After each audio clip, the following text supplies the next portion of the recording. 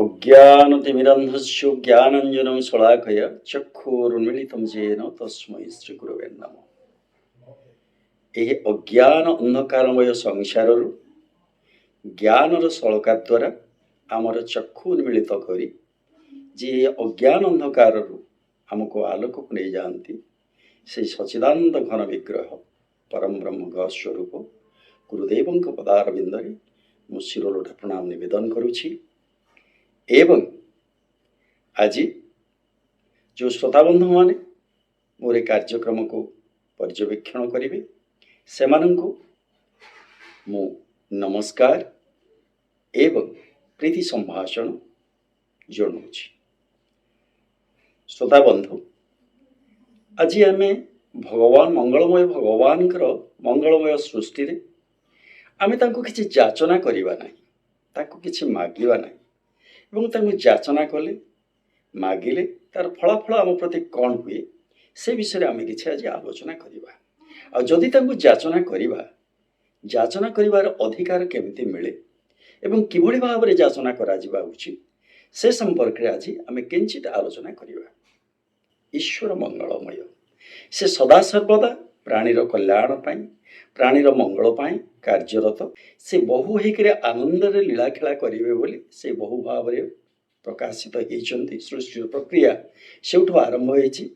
ତ ସେ କେଉଁଠି ନଦୀ ସମୁଦ୍ର ହୋଇ ତଡ଼ାଗ ହୋଇ ଆମମାନଙ୍କୁ ଜଳ ପ୍ରଦାନ କରୁଛନ୍ତି, କେଉଁଠି ବୃକ୍ଷରାଜ ହୋଇ ସେ ଆମକୁ ଫଳ ପ୍ରଦାନ କରୁଛନ୍ତି, ଛାୟା ପ୍ରଦାନ କରୁଛନ୍ତି, କେଉଁଠି ବସୁଧା ହୋଇ ସେ ଆମ ବାସସ୍ଥାନ ବା ଗୃହ ନିର୍ମାଣ କରି ରହିବାର ସୁଯୋଗ ସୃଷ୍ଟି କରିଛନ୍ତି, ଆଉ କେଉଁଠି କ୍ଷେତ ହୋଇ ସେ ଆମକୁ ଫସଲ ଉତ୍ପାଦନ କରି ଉଦର ଭରଣ ପୋଷଣ କରିବାର ସୁଯୋଗ ପ୍ରଦାନ କରିଛନ୍ତି। ଏଇଭଳି ଭାବରେ ଭଗବାନ ବା ପରମ ପିତା ବା ପରମ ବ୍ରହ୍ମ ହେଉଛନ୍ତି ଜୀବଜଗତର ଅକ୍ଲାନ୍ତ ସେବକ। ସେ ସବୁବେଳେ ଆମର ସେବା ହିଁ କରିଚାଲିଛନ୍ତି। ତେଣୁ ଯିଏ ଆମର ସେବା ରୂପରେ ସବୁବେଳେ ବ୍ୟାପୃତ, ଯିଏ ଆମକୁ ସବୁବେଳେ ମଙ୍ଗଳମୟ ପଥରେ ନେଇଯିବା ପାଇଁ ଚାହାନ୍ତି, ସେ ଯେତେବେଳେ ଏ ସୃଷ୍ଟିର ନିୟାମକ, ଏ ସୃଷ୍ଟିର ବିଚାରକ, ସେତେବେଳେ ଆମେ ତାଙ୍କୁ କିଛି ମାଗିବା କାହିଁକି?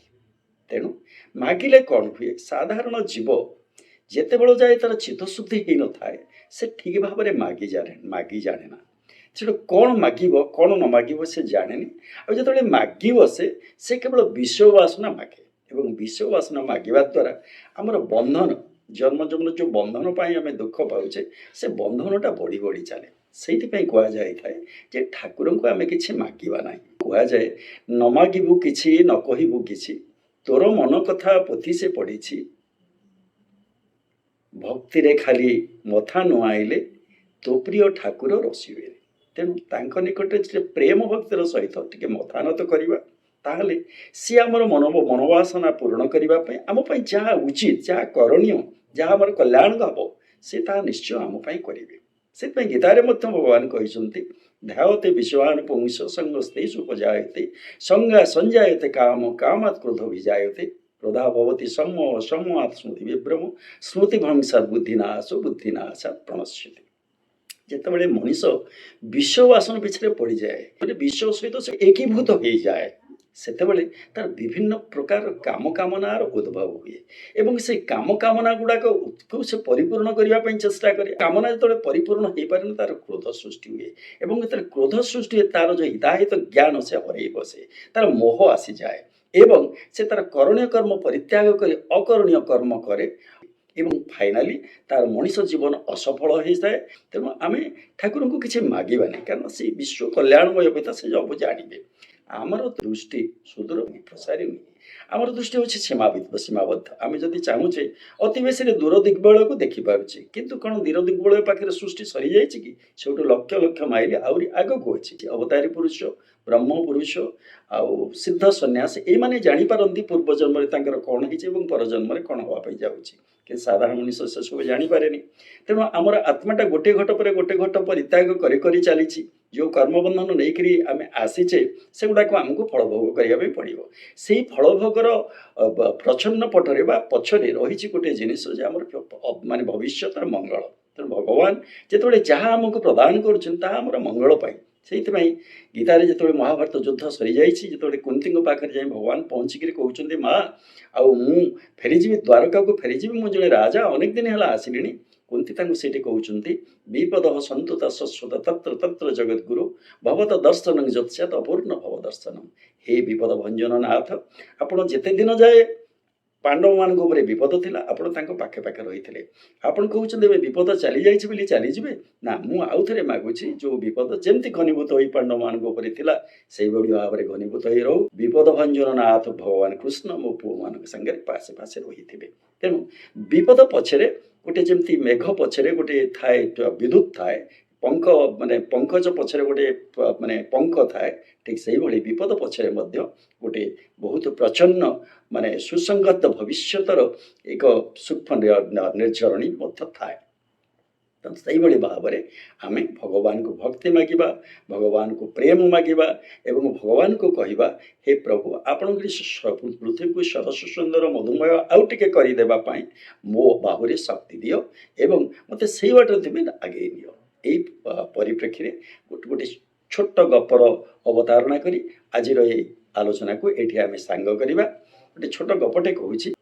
ଗୋଟେ ଦେଶର ରାଜା ଗୋଟେ ବିପଣୀ କଲେ 7 ଦିନ ପାଇଁ, ଗୋଟେ ମେଳା କଲେ। ସେ ମେଳା ଭିତରେ ଯାବତ ଜିନିଷ ସେ ସେଠି ରଖିଲେ ଏବଂ ତାଙ୍କ ପ୍ରଜାମାନଙ୍କ ନିକଟରେ ଖବର ପହଞ୍ଚେଇଲେ ଯେ ସେ ମେଳା ଭିତରେ ବହୁତ ପ୍ରକାର ମହାର୍ଘ୍ୟ ଜିନିଷ, ମୂଲ୍ୟବାନ ଜିନିଷ ଅଛି। ତାଙ୍କର ପ୍ରଜାମାନେ ଯେ କେହି ଆସି ଯେକୌଣସି 7 ଦିନ ଭିତରେ ଯେକୌଣସି ମୁହୂର୍ତ୍ତରେ ଯେକୌଣସି ଗୋଟେ ଜିନିଷ ତାଙ୍କ ମନ ମୁତାବକ ନେଇଯାଇପାରିବେ। ଏଇଭଳି ଭାବରେ ରାଜା ସେଠି ବସି ରହିଲେ, ପ୍ରଜାମାନେ ଆସୁଥାନ୍ତି, କିଏ କ'ଣ ନେଇକି ସବୁ ଫେରୁଥାନ୍ତି।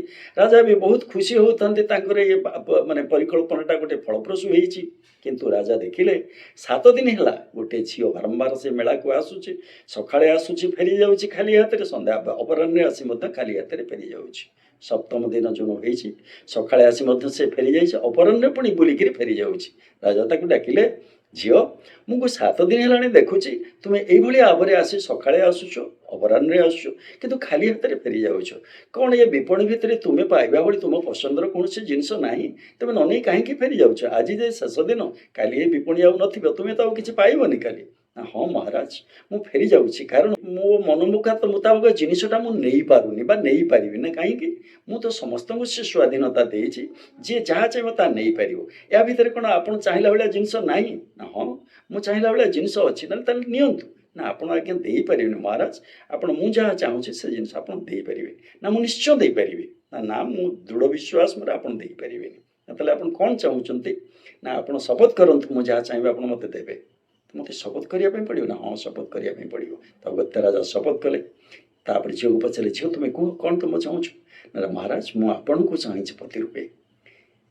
ଆଶ୍ଚର୍ଯ୍ୟ ହେଇଗଲେ ରାଜା, ଏ କ'ଣ ତୁମର ପ୍ରକୃତ ପାଇବାର ଜିନିଷ? ନା ହଁ ରାଜା, ମୁଁ ଯଦି ଆପଣଙ୍କୁ ମୁଁ ଗୋଟେ ସୁନା ହାରଟେ ନେବି, ଗୋଟେ ମୁକ୍ତା ହାରଟେ ନେବି, ଗୋଟେ ମଣି ହାରଟେ ନେବି ବା ଗୋଟେ ମାଣିକ ହାରଟେ ନେବି, ସେଇଥିରେ ମୋର କେତେ ଦିନର ଦୁଃଖ ସରିବ? ମୁଁ ଯଦି ଆପଣଙ୍କୁ ବର ରୂପେ ପାଇଯାଏ, ମୁଁ ଏ ରାଜ୍ୟର ସାମ୍ରାଜ୍ଞୀ ହେଇଯିବି, ରାଣୀ ହେଇଯିବି, ଏ ସମସ୍ତ ସମ୍ପଦର ମାଲିକ ମୁଁ ହେଇଯିବି। ତେଣୁ ମୁଁ ଆପଣଙ୍କୁ ନ ଚାହିଁ ଏସବୁ ଜିନିଷକୁ କାହିଁକି ଚାହିଁବି? ତ ସେଇଭଳି ଭାବରେ ଆମେ ଭଗବାନଙ୍କୁ ଚାହିଁବା, ହେ ଭଗବାନ ମୋତେ ଭକ୍ତି ଦିଅ, ମୋତେ ପ୍ରେମ ଦିଅ ଏବଂ ମୋତେ ତୁମେ ପ୍ରାପ୍ତ ହୁଅ। ତୁମେ ପ୍ରାପ୍ତ ହେଲେ ମୋର ଆଉ ଅପ୍ରାପ୍ତ ହୋଇ ଆଉ କିଛି ରହିବ ନାହିଁ। ଶ୍ରୋତା ବନ୍ଧୁ, ଆଜି ପାଇଁ ଏତିକି। ପରବର୍ତ୍ତୀ ଅଧ୍ୟାୟରେ ଆପଣମାନଙ୍କ ସହିତ ସାକ୍ଷାତ ହେବ ଏବଂ ସେଥିରେ ଅନ୍ୟ କୌଣସି ଭଗବତ ପ୍ରସଙ୍ଗ ଉପରେ ଆମେ ଆଲୋଚନା କରିବା। ରହୁଛି। ଜୟ ଜଗନ୍ନାଥ, ଜୟ ଗୁରୁ।